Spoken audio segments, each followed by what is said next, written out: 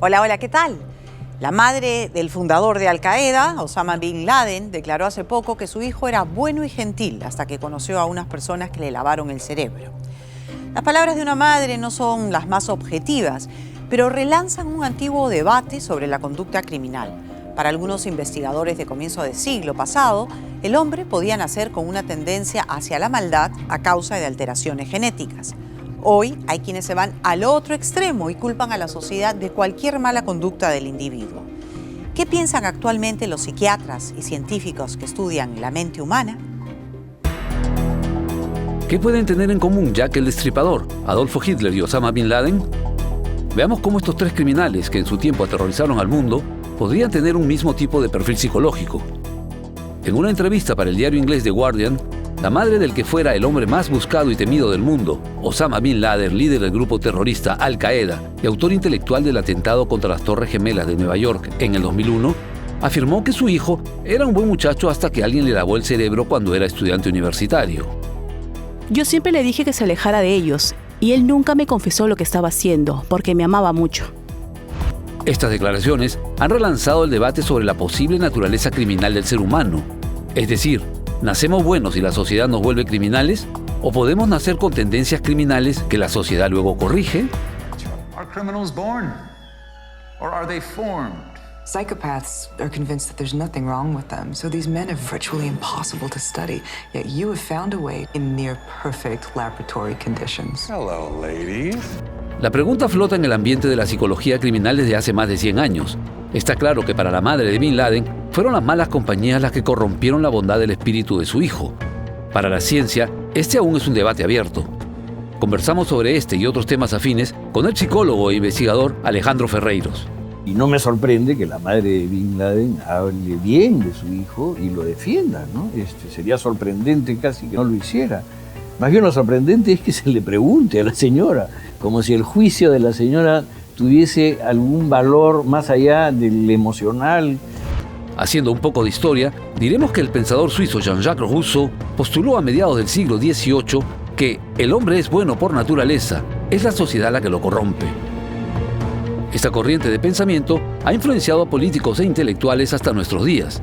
En el otro extremo se sitúan los filósofos conservadores de mediados del siglo XIX, para quienes el hombre nace ignorante y con tendencia a la maldad, y es la sociedad la que lo educa y modifica esa tendencia. Convive en cada individuo, por llamarlo de alguna manera, el bien y el mal, independientemente de que definir el bien y definir el mal sea tremendamente complicado, porque qué es lo bueno y qué es lo malo en términos absolutos, de modo tal que nadie pueda cuestionar tal definición, es bien difícil llegar a una definición de esa naturaleza. El psicólogo italiano Cesare Lombroso sorprendió al mundo a mediados del siglo XIX al presentar su teoría del criminal nato. Lombroso creía que la forma en que el hombre fue evolucionando a través de la historia era la clave para estudiar y entender los actos criminales. Para él, existían criminales natos que eran fruto de una perturbación en el proceso evolutivo de la especie humana. En otras palabras, el proceso de selección natural de las especies que postulaba Darwin había sufrido una alteración en estos individuos que nacían con genes que los predisponían al crimen. La teoría del criminal nato es eso, es una teoría. Los comportamientos están determinados biológicamente, entonces las personas no son responsables de sus acciones porque están determinadas por algo que no depende de su voluntad. Y eso simplemente traería por la borda cualquier tipo de, para comenzar, legislación penal. Lombroso llegó al extremo de afirmar que el criminal nato tenía no solo una psicología definida, sino también marcadas características físicas. La forma de la cabeza o el tamaño de los brazos serían algunos de los indicadores detectados por Lombroso. Como se puede imaginar, esta teoría es más que discutible, así como lo es la idea de que existe el llamado gen asesino en la psicología de los asesinos en serie. El tema fue tratado en el cine en la película de Oliver Stone, Asesinos por Naturaleza. Oliver Stone's vision has changed the way we saw our past. Now he takes a look at where we are and where we're going. And you will be shocked at what he sees. Si bien en la cinta no se analiza a fondo el problema, vemos cómo el placer por el crimen, en especial el asesinato, se apodera de los protagonistas, desencadenando una vorágine de violencia pocas veces vista. watched by millions. We're fate. Can't stop fate. Nobody can. Pero la vida real puede ser aún más brutal que la ficción.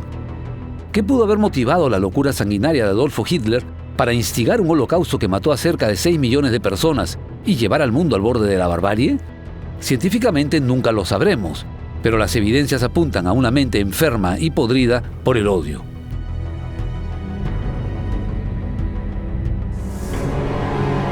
Desde Jack el Destripador, que en 1888 conmocionó al mundo al asesinar salvajemente a 5 prostitutas en Londres, hasta el llamado estrangulador de Boston, que en los años 70 violó y asesinó a 13 mujeres en los Estados Unidos, los asesinos en serie han sido y son materia de estudio y controversia en lo que se refiere a su perfil psicológico. ¿Tienen o no una predisposición genética que los inclina al asesinato? Asesinos en serie, en términos porcentajes poblacionales, es muy poco. Si fuese un factor genético, serían muchísimos más. Sin embargo, hay estudios que indican que el llamado gen asesino puede ser real. Una investigación realizada por un grupo de neurobiólogos de la Universidad Rusa de Novosibirsk ha determinado que aquellas personas que acaban con otras violentamente tienen algo en común: una modificación en un gen que los convierte en criminales en potencia.